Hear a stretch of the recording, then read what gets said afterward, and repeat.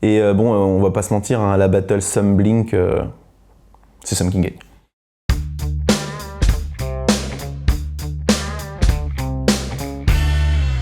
Salut, moi c'est Thibaut, je suis batteur, et si je devais garder qu'un seul album, ce serait ça, Does It Look Infected de Sum 41.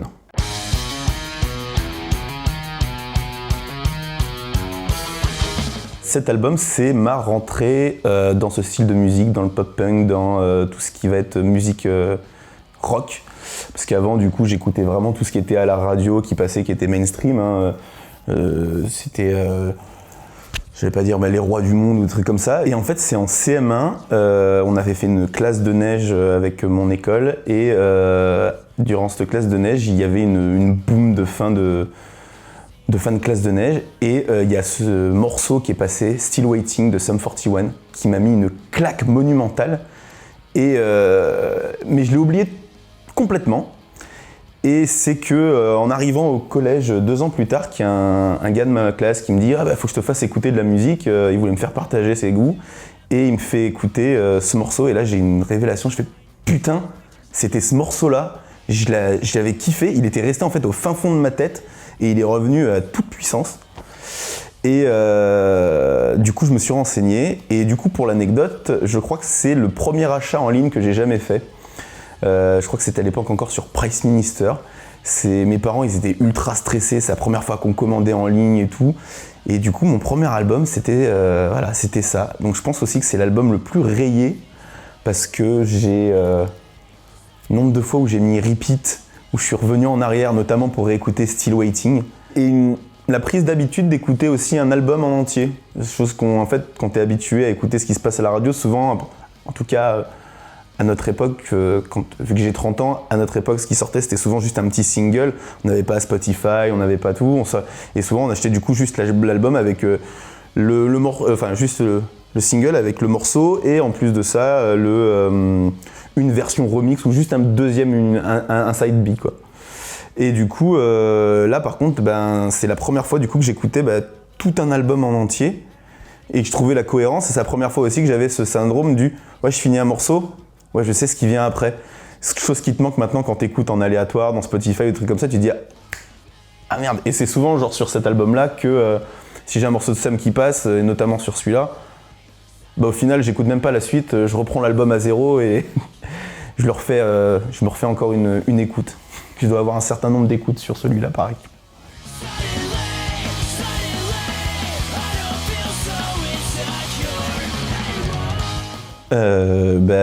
Il faut dire aussi, oui, en effet, pour moi, c'était vraiment, il y a eu un avant et un après Sum 41. C'est-à-dire que quand je suis arrivé au collège, déjà, j'étais tout gentil, bien habillé, j'avais encore des vêtements que ma mère me conseillait ou des trucs comme ça. Et après, je suis arrivé au collège et j'ai commencé à dire faut que je porte des joggings. Enfin, tu sais, j'étais entre deux trucs, entre ce que j'écoutais, je voyais les gens s'habiller, enfin, comment je voyais les gens habillés et ce que ma mère aurait voulu que je mette. Et quand je me suis mis à écouter Sum, je me suis dit attends, je veux aussi leur ressembler. Du coup,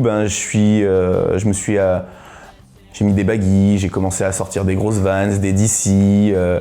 Et j'ai pu trouver, j'ai fait après par la suite mes premiers concerts où j'ai acheté mes premiers merch. Alors c'était pas Sum, parce que du coup Sum passait pas tant que ça en France, donc je crois qu'après le premier truc ça avait été genre Acme ou plus du métal français, mais du coup je me suis ouvert à plein de trucs, donc il y a eu Sum et Blink au début, mais Blink vraiment plus sur le tard. C'est vraiment pour moi il y avait 2 écoles à cette époque-là, c'était Sum et Blink, et moi j'étais clairement côté Sum et j'ai découvert Blink et Take Off Your Pants and Jacket plus tard, mais j'aurais pu choisir Take Off parce qu'il est incroyable cet album aussi. Mais mon passage, mon rituel qui a fait que je suis passé dans ce style de musique et que j'écoute toujours ça maintenant, c'est Sum 41 et cet album-là, quoi.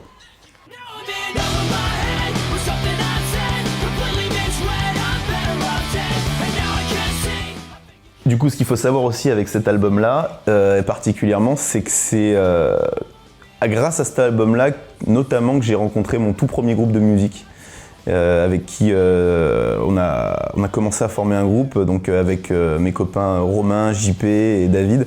Et ça a été notre premier coup de cœur, c'était Sum 41, c'est ce qui nous réunissait tous, on était tous d'accord en fait. Donc et notamment avec Still Waiting, des morceaux aussi de l'album précédent, le Killer No Filler, hein, je pense à Fat Lip notamment, qui est extraordinaire. Et ça, c'était aussi les premiers morceaux que j'ai... dans les premiers morceaux qu'on a appris à jouer en groupe en fait. On adorait tellement Sum 41, il fallait qu'on fasse des reprises.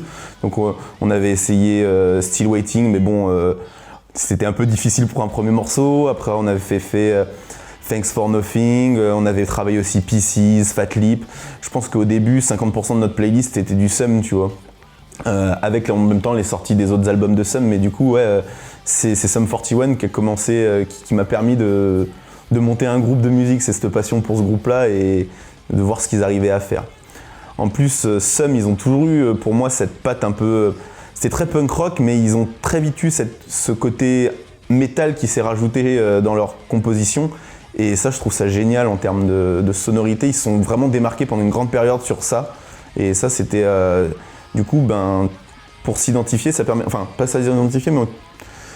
Tu devrais plus facilement trouver un panel de musique, t'écoutais du punk rock, mais du coup, avec les sonorités métal, c'est vrai que t'avais une plus grande facilité à aller écouter des trucs comme Metallica, enfin, ou de ce genre de style de musique que quand t'écoutes juste du punk rock, c'est pas forcément ce vers quoi tu vas tout de suite te tourner.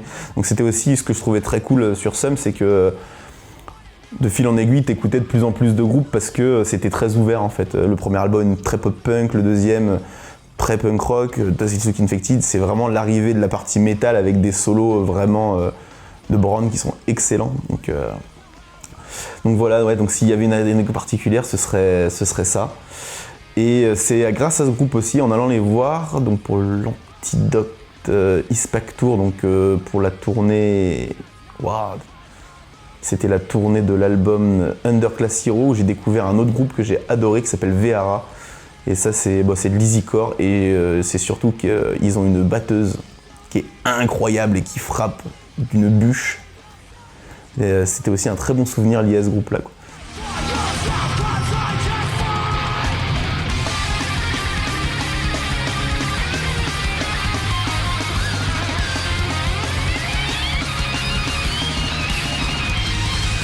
Alors pourquoi ce serait l'album de ma vie ? Parce que déjà c'est l'album qui m'a fait aimer le style de musique que j'aime, donc je pense déjà c'est assez important. Ensuite, comme je te le disais, c'est un mélange, enfin c'est un premier groupe qui n'est pas purement catégorisé dans un style pour moi, qui est vraiment à cheval entre punk rock, metal et avec de la technicité. C'est vrai que c'est pas genre juste je fais du tout droit. Les parts de batterie de Steve-O sont ultra chiadé, ultra groovy, ça chante, si ça faut que ça soit bien métal, ça le fait aussi, enfin c'est ultra bien écrit.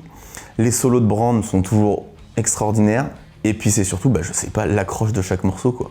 On regardait tout à l'heure en off, tu lances juste le début, tu sais comment ça va, enfin l'attaque, tu sais tout de suite comment ça va partir, chacun, genre 2 secondes, j'étais dedans, quoi. Du coup, je le trouve trop bien. Il n'y a aucun morceau que je jetterais de cet album-là, je peux tous les écouter.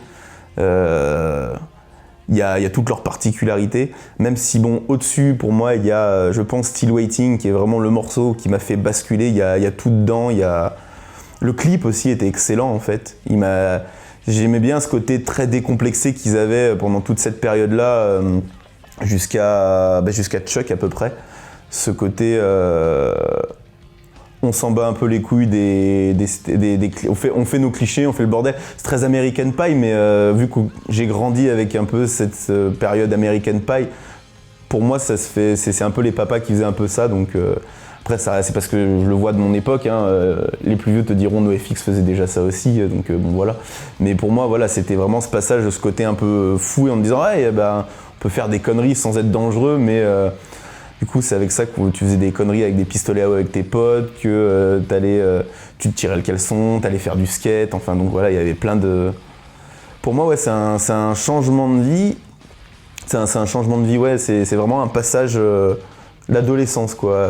Et pour moi, c'est le symbole de l'adolescence, cet album-là. Et puis ouais, c'est l'entrée dans le skate, le punk rock, la rencontre des vrais copains qui font que c'est des amis que j'ai encore maintenant, et c'est mes parmi mes plus vieux copains parce qu'on a partagé aussi beaucoup de choses, hein, on a fait de la musique, etc. Mais du coup, ouais, il y a une place particulière pour cet album, quoi. Puis bon, j'aime bien aussi ce côté bordélique qui a été fait pour la pochette d'album, parce que ça, c'est pas une pochette d'album classique.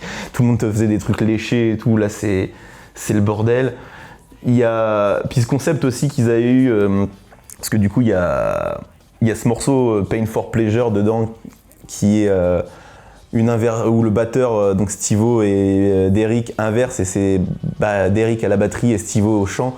Et le fait d'avoir fait des bonus tracks sur la version... je sais plus, c'est pas sorti sur toutes les versions, mais d'avoir des bonus tracks avec du coup Steve-O au chant et d'avoir fait genre 2 morceaux, même en avoir fait un clip, genre c'est un autre groupe, je trouvais que c'était génial, aucune prise de tête, et c'était vraiment, ouais... Il n'y avait pas grand monde qui le faisait en live en fait, parce qu'on est tous genre on se dit ah j'aime bien faire un peu de basse, je fais un morceau en répète, tu vois. Mais eux ils le portaient sur scène et ils l'assumaient jusqu'au bout, et ça c'était vraiment cool aussi, tu vois. Donc ouais, pour toutes ces choses là, je pense que c'est vraiment l'album de ma vie, et je l'emmènerai avec moi un peu partout, je pense. Même si je peux plus écouter la version que j'ai à la maison, parce que bon, elle est plus en état d'être écoutée, mais voilà, je pense que ouais, c'est l'album.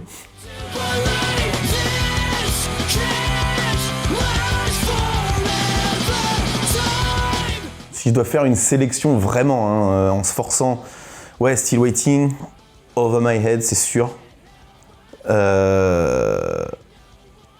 Putain, ça y est, j'ai un trou de... Thanks for Nothing, c'est sûr aussi. No Brains. Et The L Song, bien sûr. The L Song, c'est sûr. Ouais, si je dois vraiment faire un package groupé. Mais je me souviens, tu vois, c'est tout con, hein, mais je sais que c'est souvent que je me faisais les 4 premiers morceaux et je recommençais l'album, et je pense que c'est les 4 premiers, donc il y a The L Song, Over My Head, My Direction et Still Waiting, je pense, et après il y a No Brains, donc les 5 premiers. Je pense que je l'ai beaucoup réécouté parce que j'adorais l'enchaînement de tous. Mais ouais, je pense que... ouais, Still Waiting, The L Song, Thanks for Nothing et Over My Head, Better Off Dead, c'est les... Si je dois vraiment faire une sélection, mais je le fais dans la douleur. Je vais pas être d'accord avec moi-même non plus. Je vais m'en vouloir longtemps, mais il faudra faire une sélection, c'est ça, je pense.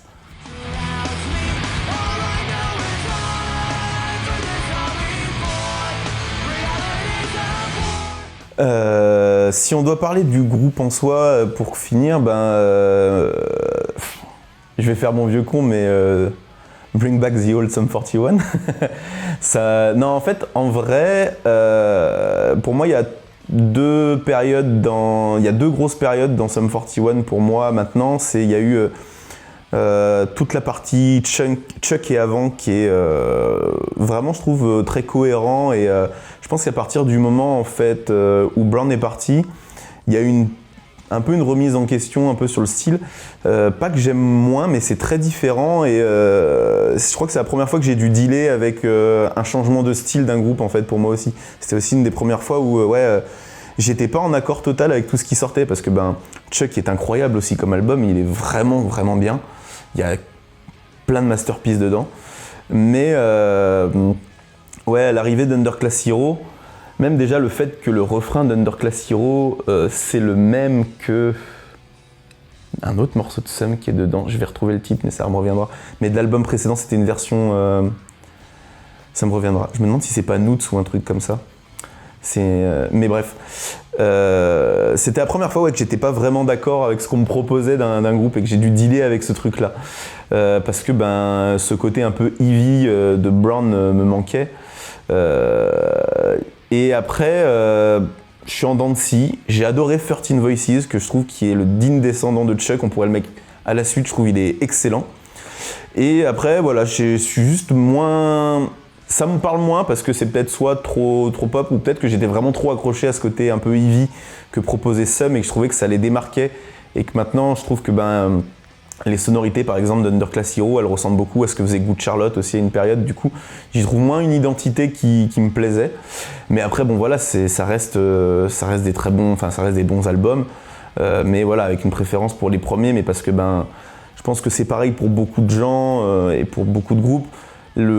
l'album et la période, tant qu'il n'y a pas trop de transition avec ce que t'aimais, tu restes à fond dedans et tu donnes un amour particulier à cette première chose. Je pense que tous les premiers albums de groupe que t'as écoutés, souvent des groupes qui te permettent de dire ah, t'as une affection, c'est le truc qui t'a fait tomber dedans, quoi.